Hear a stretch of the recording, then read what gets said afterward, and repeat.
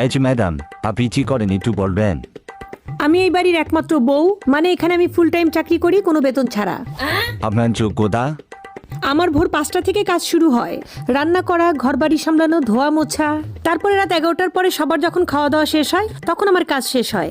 তো এতদিনের কাজের অভিজ্ঞতা বলুন।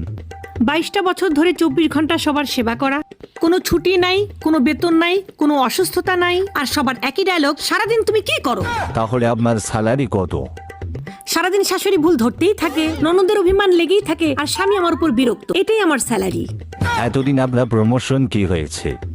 আগে বউ ছিলাম, এখন মা হয়েছি, কয়দিন পর শাশুড়ি হব।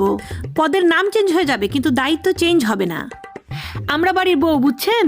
আমরা সংসারে স্থায়ী হয়েও আমাদেরকে ধরা হয় অস্থায়ী। আচ্ছা, এসব সিরিয়াস আলাপ বাদ, এখন বলুন আপনার শখ কি? শখ ঘোরাঘুরি করা। ও আচ্ছা, তাহলে এ পর্যন্ত কোথায় কোথায় ঘুরি